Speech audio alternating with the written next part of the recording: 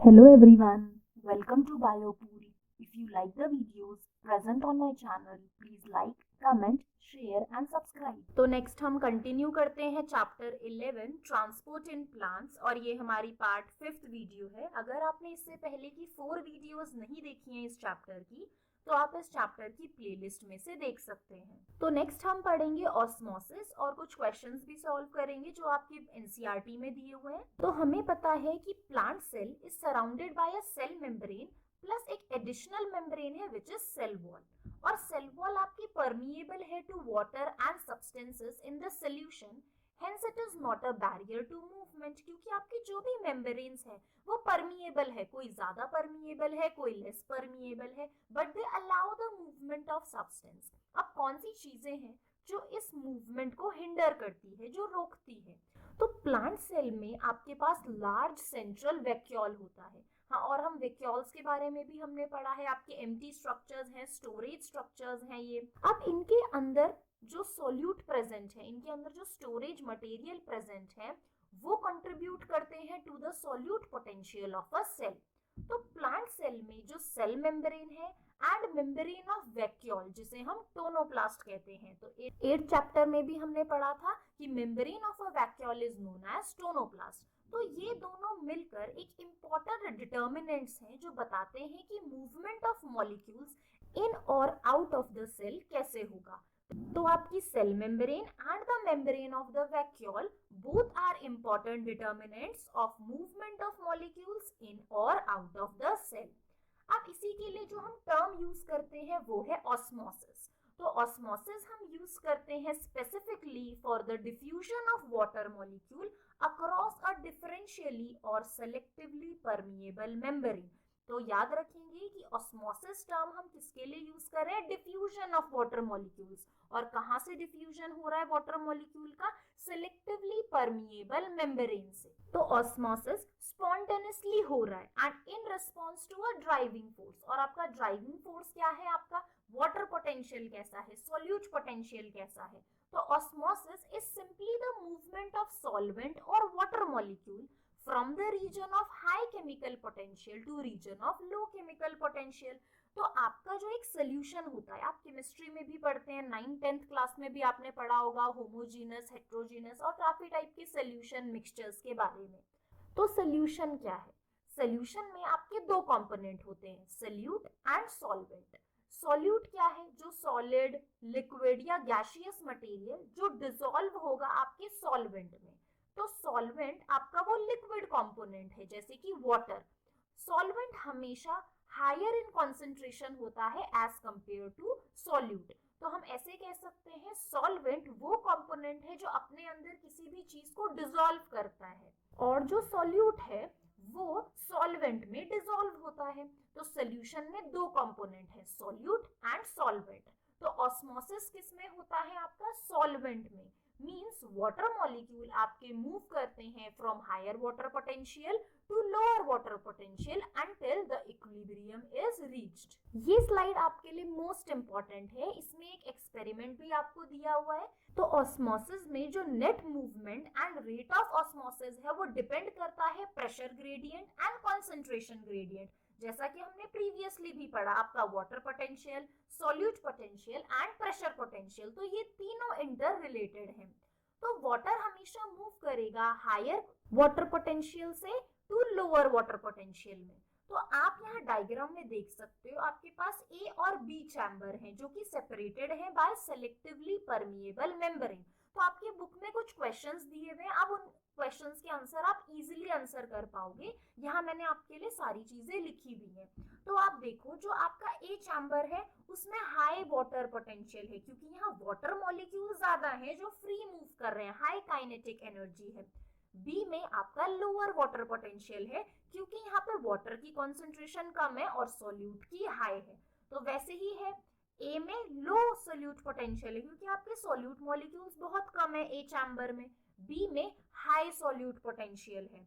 तो ये चारों चीजें हो गई, हमें पता चल गया कौन से चैम्बर का हाई वाटर पोटेंशियल है, कौन से का लो, कौन से चैम्बर का हाई सोल्यूट पोटेंशियल है और कौन से चैम्बर का low solute potential.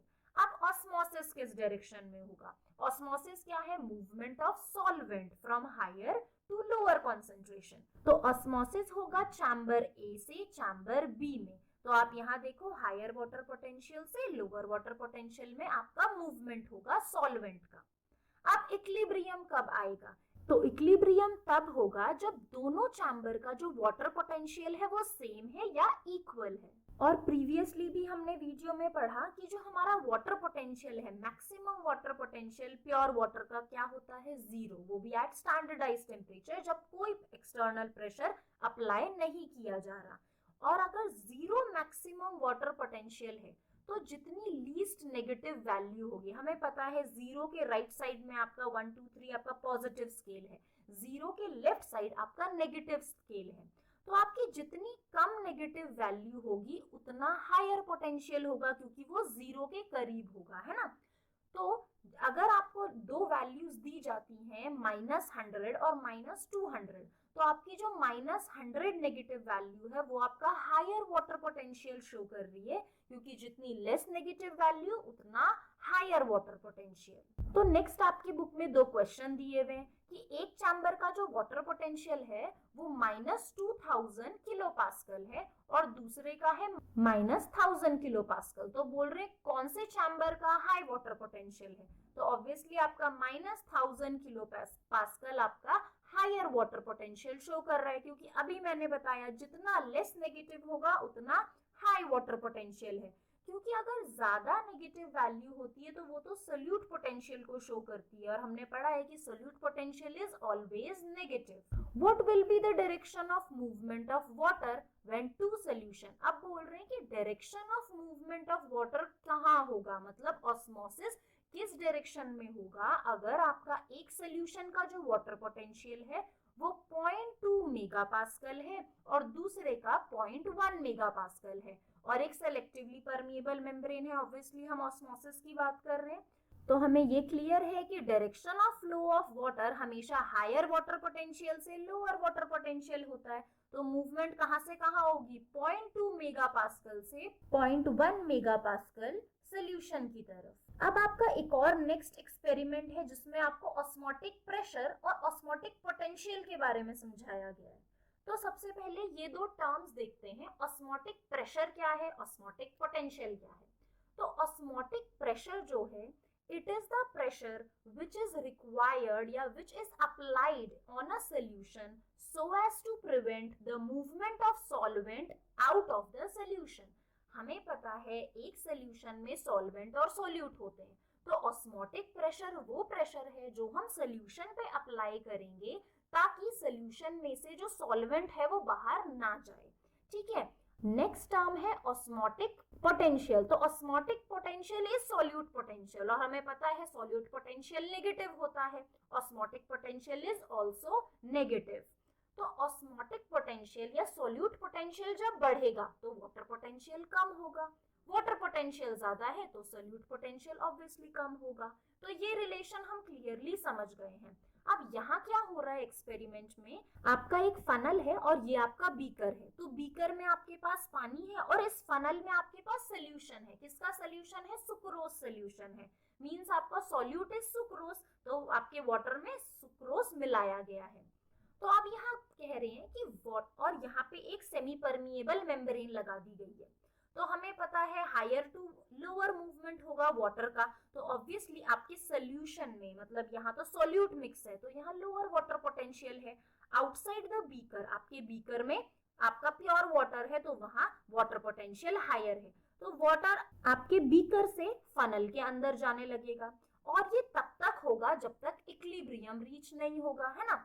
In case अगर सुक्रोज डिफ्यूज होने लग जाए आउट थ्रू द मेम्ब्रेन, अगर यहाँ से मानो सुक्रोज डिफ्यूज होने लग जाए तो क्या कभी इक्विलिब्रियम रीच हो पाएगा? तो फिर तो कभी इक्विलिब्रियम रीच नहीं होगा, क्योंकि आप देखो सुक्रोज सिर्फ इस सोल्यूशन में, तो हायर टू लोअर है, तो वो यहाँ से यहाँ मूव होगा तो अंदर का वाटर पोटेंशियल इंक्रीज हो जाएगा। तो फर्स्ट केस में हमने देखा कि वाटर फनल के अंदर जा रहा है, और वो कब तक जाएगा? जब तक आपका जो लेवल ऑफ सोल्यूशन है इन द फनल वो इक्विलिब्रियम में नहीं आ जाता। अगर सुक्रोज डिफ्यूज हुआ आउट थ्रू द मेम्ब्रेन तब क्या होगा? तो तो यहाँ पे जब सुक्रोज बाहर आने लगेगा, मीन सॉल्यूट बाहर आ रहा है, तो अंदर जो वाटर मॉलिक्यूल्स हैं वो ज्यादा फ्री हो गए, तो अंदर का वाटर पोटेंशियल यहाँ बढ़ जाएगा। तो नेक्स्ट आपको कह रहे हैं कि अगर आपके फनल के अपर पार्ट से एक्सटर्नल प्रेशर लगाया गया, मीन्स आपको ऑस्मोटिक प्रेशर प्रोवाइड किया गया, तो वाटर का कोई मूवमेंट नहीं होगा फ्रॉम द मेम्ब्रेन, मतलब मेम्ब्रेन से अब फनल के अंदर वाटर डिफ्यूज नहीं होगा।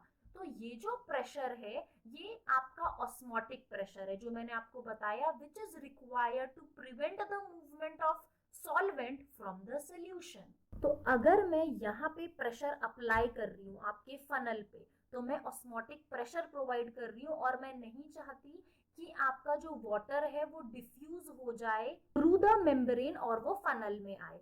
तो यहाँ पे जो सॉल्यूट है वो एक इम्पॉर्टेंट रोल प्ले कर रहा है, क्योंकि जितना ज्यादा सॉल्यूट कॉन्सेंट्रेशन होगा उतना ही ज्यादा प्रेशर होगा, जो प्रिवेंट करेगा वाटर को डिफ्यूज होने के लिए इनसाइड द फनल। तो ऑस्मोटिक प्रेशर आपका इक्विवेलेंट है टू ऑस्मोटिक पोटेंशियल। तो ऑस्मोटिक पोटेंशियल क्या बताया मैंने आपको, सोल्यूट पोटेंशियल होता है, बट इन दोनों का जो साइन है वो ऑपोजिट है, क्योंकि ऑस्मोटिक प्रेशर का साइन हमेशा पॉजिटिव होता है, ऑस्मोटिक पोटेंशियल का साइन हमेशा नेगेटिव होता है, क्योंकि osmotic potential is the solute potential और ऑस्मोटिक प्रेशर वो पॉजिटिव प्रेशर है जो हम अप्लाई कर रहे हैं ताकि आपका सॉल्वेंट मूव ना करे। इस वीडियो के नोट्स आपको मिलेंगे बायोपूल के टेलीग्राम चैनल पे और इसका लिंक आपके लिए नीचे डिस्क्रिप्शन बॉक्स में है। If you like the videos, please like, comment, share and subscribe. Thank you for watching the video.